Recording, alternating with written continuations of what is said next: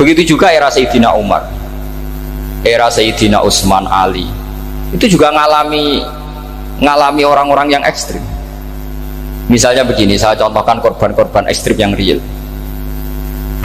Sayyidina Ali itu masyhur, dia punya musuh besar namanya Muawiyah. Karena permusuhan ini tidak bisa dihindari. Jadi kalau dalam fikih Islam ini, anak-anak saya ajari fikih, kalau orang mukmin membunuh orang mukmin itu hukumnya dosa besar apa kecil? Besar. Itu di bab kisos. Tapi orang fikih itu unik. Di fikih itu ada kitabus siyal namanya. Di takrib ada kitabus siyal. Dan di situ ada penjelasan mangkutila duna mali fahuwa syahid. Orang yang dibunuh karena membela hartanya atau keluarganya, itu dia mati syahid. Kalau dia posisi membunuh, maka malingnya atau penjahatnya muhaddarun damu, nggak punya hak nuntut kisos karena dia anggap nggak ada artinya darahnya. Nah sekarang begini, suatu saat ada garong ke rumah Anda, ingin membunuh Anda karena ingin mengambil harta Anda. Anda ingin ingat status mukminnya atau status garongnya? Terus kamu mau dibunuh diam aja? Saya tidak mau membunuh orang apa? Mukmin atau membunuh orang muslim. Nah, kesulitan yang dialami Sayyidina Ali seperti itu. Orang-orang Khawarij cara berpikir, Ali itu geblek, wong mukmin kok pengen mateni wong mukmin. Muawiyah ya geblek pisan, wong mukmin kok pengen mateni orang mukmin. Padahal suasana sudah kacau. Ketika seorang penjahat mau membunuh yang punya rumah dan yang punya rumah ingin membunuh penjahat, itu namanya mukmin bentrok sama orang mukmin. Apa orang benar sahibul hak ingin mempertahankan haknya? Tidak sampai saya tanya. Itu sahibul hak, yaitu yang punya rumah ingin mempertahankan haknya. Meskipun dalam duel ini kadang terjadi pembunuhan.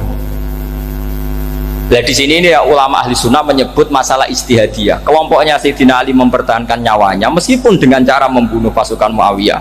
Pasukan Muawiyah juga mempertahankan nyawanya meskipun harus membunuh pasukan Ali. Zaman itu susahnya ijtihad seperti itu. Tapi orang Khawarij cara berpikir enggak, ini biang keladi masalah itu Ali sama Muawiyah. Akhirnya mereka malah rapat, ya sudah dua-duanya bunuh saja. Ya masyhur itu, akhirnya Sayyidina Ali dibunuh oleh orang Khawarij. Makanya ini penting ya, pentingnya ngaji seperti ini. Jadi kamu harus dilatih berpikir nubuwah. Ya dilatih berpikir apa? Nubuwah, disebut al-ulama warasatul. Meskipun dengan cara yang ekstrim, tapi pikirannya saja, jangan perilakunya. Saya punya contoh sekian kasus, sekian tragedi. Misalnya begini, saya itu dulu punya teman, dia soleh, bisa baca Fathul Mu'in. Dia itu janggal, bilang sama saya, Gus, tidak biasanya Rasulullah itu agak-agak nyindir orang fakir. Ini kok ada hadis kadal fakru ayakuna kufur, bahwa kefakiran itu mendekati apa? Kekufuran. Dia itu aneh sekali. Biasanya tidak biasanya Rasulullah ngeritik seperti itu. Walhasil ini singkat cerita, anak ini ngalami satu trauma. Dia itu miskin. Gara-gara miskin gitu jadi buruhnya orang non muslim. Dan sering disuruh nganter majikannya itu ke tempat-tempat lokalisasi. Dia mulai mikir, ini gara-gara fakir saya harus nganter orang ke lokalisasi. Mulai ingat dia, sodaqah Rasulullah, ini gara-gara fakir saya jadi pengantar orang ke lokalisasi. Suatu saat majikannya itu benar-benar bangkrut, malah tidak disuruh nganter, pokoknya carikan yang cantik bawa sini. Pusing. Nah, dia akhirnya walhasil lari terus keluar, terus dia cerita betapa ekstrimnya fakir, sehingga gara-gara fakir saya harus jadi penolong orang yang mau apa maksiat. Anda boleh berpikir ekstrim, tapi ekstrim dalam melawan kemungkaran, yaitu tadi, saya nggak boleh jadi fakir, tapi takutnya fakir yang nanti jadi alat kemaksiatan. Imam Ghazali juga punya contoh seperti itu. Imam Ghazali pernah marah besar ketika tren di Baghdad itu orang belajar fikih semua. Hatta la yakuna thamma tabibun illa min ahli dhimmah, kata beliau. Sampai di Baghdad itu tidak ada dokter kecuali orang kafir dhimmah. Akhirnya kalau ada ulama sakit, saya masih ingat pas kecil, kalau ada ulama sakit itu tidak boleh dibawa ke rumah sakit. Takutnya ketemu dokter muslim, non muslim malah disuntik langsung apa? Mati. Akhirnya ulama saat itu berfatwa, orang Islam harus ada yang jadi dokter. Banyaklah gus-gus yang sekolah kedokteran.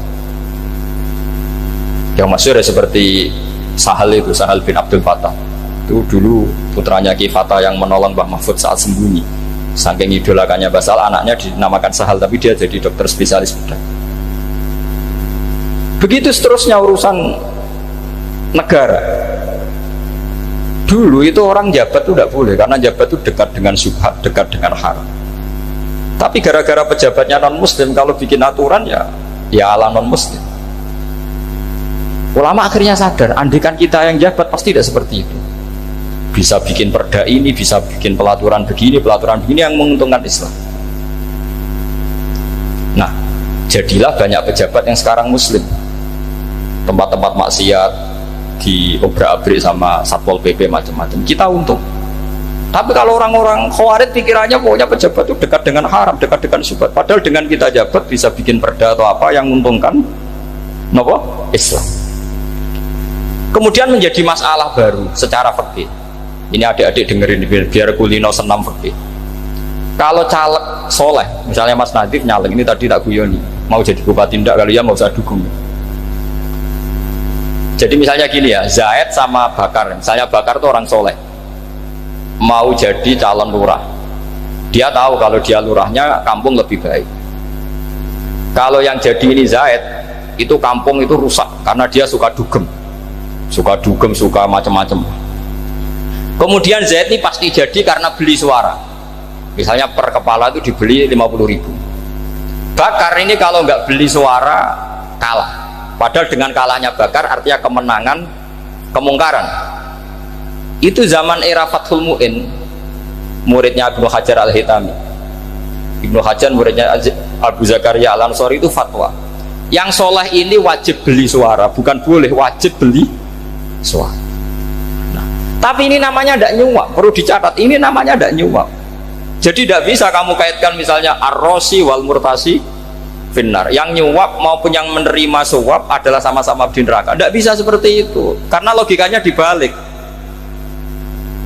Sekarang Bakar ini beli suara itu untuk membeli kebenaran, untuk mengawal kebenaran. Zaid beli suara untuk menopang kebatilan. Berarti namanya Bakar ini penyuap atau pembeli kebenaran? Pembeli kebenaran. Harus dibedakan. Nah, ini pentingnya ulama. Memang nyatanya seperti itu. Yang dikatakan nyuap, riswah itu adalah membayar uang li'ibtolil haqqi, untuk membatalkan kebenaran atau membenarkan kebatilan, itu namanya nyuap.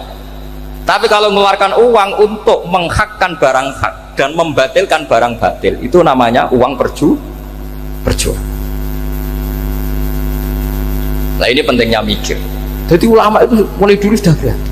Nah, sekarang sudah banyak orang-orang khusyuk yang biasa di masjid khusyuk. Kalau ditanya zaman akhir rusak kabeh, wong soleh-soleh wis nyuap. Kalau orang soleh ini tidak nyuap ya tidak jadi. Kalau nggak jadi mereka nggak ada yang jadi DPR, nggak ada partai Islam, habis malah Indonesia. Saya itu punya kenalan banyak pakar-pakar di Jakarta, itu cerita saya, Pak Baha. Indonesia itu solusinya gampang. Kita ini punya Bali, punya Batam. Itu kalau Bali dimakaukan, Batam dikayakan Hollywood. Amerika kaya itu bukan karena hebat, pornografi dijual, tinju di Nevada itu dijual, di Las Vegas dijual, apa saja dijual. Kalau tidak kaya itu gimana? Sementara Indonesia mau aur-auran gitu, sungkan partai Islam. Sebenarnya Indonesia gampang, kalau ingin kaya Bali itu dikayakan Hollywood atau dikalahkan Makau jadi kota judi, Batam dijadikan kaya Las Vegas. Itu transaksinya pasti triliunan. Orang kamane wong muda dijual, judi dijual, orang tinju dijual. Tapi gara-gara ada partai Islam, nyari rumus solusi ekonomi itu yang tidak seperti itu. Akhirnya kangelan, ya, akhirnya rapati suka. Tapi barokah, tetap barokah partai apa? Yang menangnya caleg-calegnya rata-rata ya beli. Kalau tidak beli habis. Saya bukan menghalalkan nyuap, enggak. Kalau nyuap tetap haram ila yaumil qiyamah. Tapi kalau suratul masalah seperti ini kamu mengatakan suap, itu beda. Ini suratul masalah yang tidak ada kaitannya dengan suap. Asal lawannya batil ya. Kecuali lawannya sama-sama hak. Dua calon di kampung itu soleh sama soleh. Ini yang soleh bayar nggak boleh, karena siapapun yang jadi soleh itu nggak boleh. Makanya kalau cari musuh yang dolim biar halal ya. Iya, saya pernah ditanya seorang dosen, Gus, saya ini kalau baca sejarah perang Badar atau perang Uhud, yang saya tidak nerima itu satu, kenapa setiap ghanimah harta orang kafir dan istrinya orang kafir kok disita orang Islam, dan yang perempuan jadi amat kemudian juga digauli orang Islam, yang hartanya orang kafir juga jadi asetnya orang Islam, kok kayak garong. Dia tanya seperti itu sama saya. Terus saya jawab, kalau sampean ada garong dan kemudian bawa senpi, senjata api, kemudian garong Anda, penjahat Anda lumpuhkan, ya senpi itu harus Anda kembalikan. Monggo penjahat ini kagungan jenengan beto wangsul, karena ada milik Anda, harus dikembalikan. Wah, tidak bisa Bapak, kalau saya kembalikan pasti dipakai jahat lagi, dipakai kriminal lagi. Ya sama, kalau asetnya orang kafir dikembalikan ke orang kafir akan menjadi aset kekafiran lagi untuk menghancurkan kita. Nah, perempuan juga sama. Perempuan itu alat produksi. Jika perempuan tadi dikembalikan ke orang kafir, maka kamu menolong populasi orang kafir. Ya seperti itu. Paham ya? Makanya disita dalam perang loh ya, tapi dalam perang yang legal. Nah itulah kenapa amat halal. Makanya di Quran itu illa ala azwajihim aw ma malakat aiman. Paling enggak itu masih ada ulama atau pemikir atau ustadz siapa saja yang bisa memahami logika apa? Islam. Nanti kalau ulama ini sudah meninggal, orang akan mencibir Islam dengan cara mengatakan Islam itu jahat, yaitu menyita hartanya orang kafir dan istrinya orang kafir setiap kali terjadi perang. Karena pemikiran ini pasti sama-sama kutubnya sama-sama ekstrim. Ya ini penting saya katakan. Makanya masyhur itu perdebatan Sayyidina Ali dan Muawiyah. Ini saya kutip sedikit. Ini ya sama-sama berpikir ekstrim, tapi ekstrim yang baik. Walhasil dalam satu kerja bakti di Masjid Kuba, itu ada sahabat namanya Ammar. Ini di depan umum, ini penting. Kalau dalam ilmu hadis di depan umum ini penting, karena nanti menjadi mutawatir. Beda dengan hadis yang Nabi ngendikan sama 1-2 sahabat, namanya hadis ahadi. Di depan umum Nabi guyon gini sama Ammar, ya Ammar waihak taktuluka alfiatul baghiyah. Ammar, kamu ini nasib kamu itu agak sial, karena nanti yang membunuh kamu itu kelompok yang tidak benar. Alfiatul baghiyah itu kelompok yang tidak benar. Itu disaksikan sekian sahabat. Walhasil suatu saat Ammar ini ikut perang dan ikut pasukannya Ali dan terbunuh oleh pasukannya Muawiyah. Seneng Ali. Walhasil Ammar ditemuin sama Ali. Ya Muawiyah, al-ana dhuhara bi anna fi'ati haqqun wa fi'ataka baghiyah. Sekarang kelihatan siapa yang benar. Saya yang benar, kamu yang salah. Kenapa? Karena Ammar kelompokku dan terbunuh oleh kelompok kamu. Padahal kata Rasulullah yang membunuh Ammar adalah kelompok yang salah. Tapi Muawiyah pintar sekali, dia jawabnya gini, laula kama kutila Ammar. Ammar terbunuh karena bela-belain kamu. Kalau kamu tidak nyuruh dia perang juga gak terbunuh kan. Jadi kamu ikut andil terbunuhnya siapa? Ammar. Tapi apa kata Sayyidina Ali? Idzan qatala Rasulullah Hamzah. Kalau teori itu Anda pakai, Rasulullah pun membunuh Hamzah. Sekarang Hamzah perang karena suruhan siapa? Rasulullah. Yang membunuh Hamzah siapa? Wahsy. Kalau teori itu Anda pakai, berarti Rasulullah pun membunuh Hamzah. Terus fasa kata Muawiyah, Muawiyah diam. Jadi fikih pun tuh diputuskan lewat pikiran ekstrim, tapi bukan ekstrim yang merugikan orang lain. Ya, kalau merugikan orang lain namanya sudah la dororo wala dirar, dia menyalahi aturan itu. Makanya saya pernah ngaji di sini dulu ketika tahun kemarin. Fikih-fikih Islam itu punya rumus, itu ya gara-gara pikiran ekstrim sebetulnya. Saya pernah nyontohkan adalah orang tuh kalau sholat jenazah itu mayitnya di depan. Itu ulama fikih tidak ada yang punya alasan. Mau hanya bilang gini, hakada wajadna salafan wa khulafan. Mulai dulu kalau nyolati mayit ya jenazahnya di depan. Ya hanya gitu saja, tidak punya alasan. Makanya ulama lain mengatakan tidak apa-apa jenazah di belakang, yang sholat di depan. Kenapa? Fa innaha laysat bimanzilatil imam. Memangnya jenazah imam harus di depan. Itu ya tidak ada yang bisa bantah. Bagaimana mungkin harus di depan? Oh, enggak imam kok harus. Yang harus di depan itu imam. Jenazah itu imam apa enggak? Enggak. Terus alasan kedua, sholat ghaib. Kalau ada orang mati di Surabaya, Mas Nadib di sini, sholat ghaib boleh enggak? Boleh. Jenazahnya di depan apa belakang? Di belakang kan? Berarti harus enggak jenazah di depan? Ya dia mau ngakeh yang jelas kalau itu. Lah ini contoh-contoh kecil. Nah orang Khawarij itu orang yang paling tidak mau menerima otak-atik seperti itu. Akhirnya jadi goblok bareng tadi. Ya makanya Rasulullah pun jadi korbannya Khawarij. Muhammad kamu harus adil. Karena pikiran mereka adil itu yang memberi banyak ya dapat banyak. Kalau pikiran nubuah tidak seperti itu. Kalau yang biasa memberi, biasa heroik, biasa baik ya biar tetap biasa memberi. Jangan dilatih jadi apa? Fasih. Ini mungkin adik-adik juga agak keberatan, tapi harus dilatih. Makanya saya itu jadi kiai itu ya mulai kecil anaknya kiai butuh kiai, saya itu yang mulang tuh senang. Saya tidak pernah terlintas dikasih santri atau dihormati ya enggak. Mungkin sampai mati agak terlintas. Ya pikiran saya sederhana. Biasa mulang pahlawan malah sekarang pasen itu malah kayak cemen, kayak turun kelas gitu. Jadi saya terus ya enggak kepikiran sama sekali. Loh kalau saya minta sama Allah karena itu atasan saya. Makanya ada ulama yang ekstrim gini, ini kisah nyata. Ada ulama alim datang ke seorang raja, rajanya ini soleh padahal. Ternyata pas raja itu berdoa, ya Allah saya kasih ini. Padahal ulama tadi itu mau mengajukan proposal, mau minta apa gitu. Terus dia pulang, ketika ditanya, Pak Kiai kenapa pulang? Ternyata raja itu minta zat yang sama yang saya mintai. Kalau raja saja masih minta, ngapain saya minta raja? Saya akan minta zat yang dimintai raja. Terus pulang dia. Oh, itu ya pikiran ekstrim, tapi bagus ekstrimnya. Saya akan minta zat yang dimintai raja. Kalau sampean kan enggak, uteke saya les, sholat dinteni, tetap jalo. Oh, emang orang mikir seperti itu. Emang salah didik, salah itu tadi. Nah, ini harus dilatih. Masyhur itu ketika Nabi pas Fathu Makkah itu. Orang-orang Ansor komentari Nabi gini, ketika Nabi sangat happy di Mekah, sangat enjoy di Mekah, kata orang-orang Ansor, amar rojul fa'adroka durok fatun fi ahli wa ulfatun fi asyiroti. Namanya orang pasti happy kalau di kampung halaman. Jangan-jangan Rasulullah itu nanti hidup di Mekah lagi, karena Mekah sudah dikuasai orang Islam. Beliau pasti kangen sama keluarga, sama Mekah.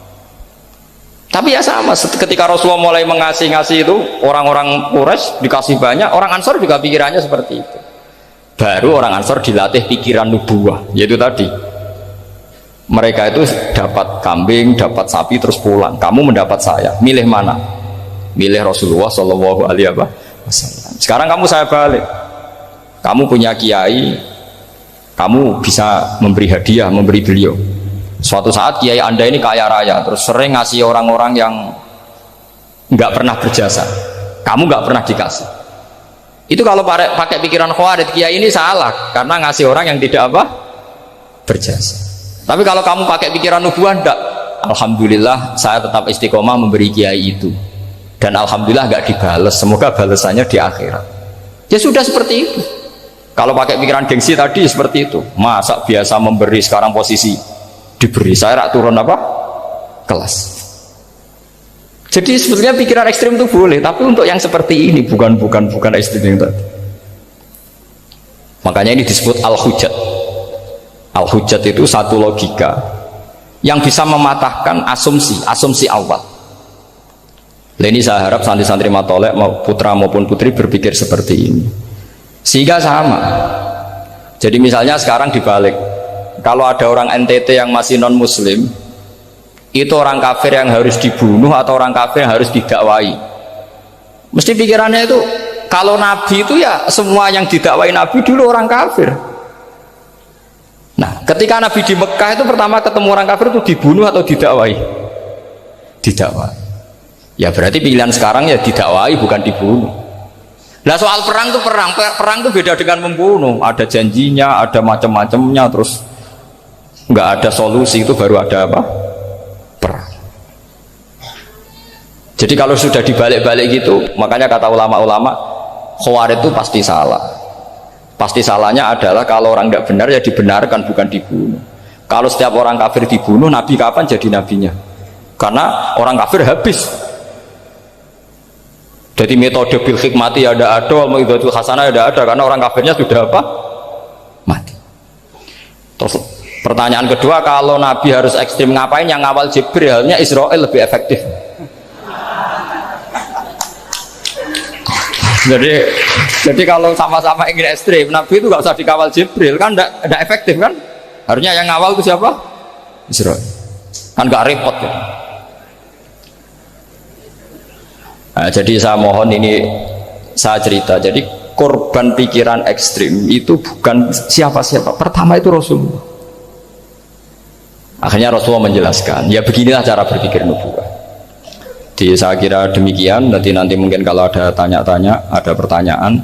Yang jelas kalau seputar ekstremitas itu bisa latihan. Ya, sebenarnya bisa latihan di fikih. Karena fikih ini cerminan dari pikiran ulama. Ya, cerminan dari pikiran apa? Ulama yang tidak tekstual. Ya, seperti gini ya. Tasaddaqa Rasulullah so'an min tamrin au so'an min aqidin. Ketika zakat fitrah itu Rasulullah mengeluarkan satu sok tamar. Tamar itu kurma. Kalau menurut tekstual berarti zakat fitrah harus pakai kurma. Tapi semua ulama sedunia mengatakan kuti ahlil balad. Artinya dalam konteks Indonesia ya pakai apa? Beras. Berarti kata tamar diganti kut. Diganti apa?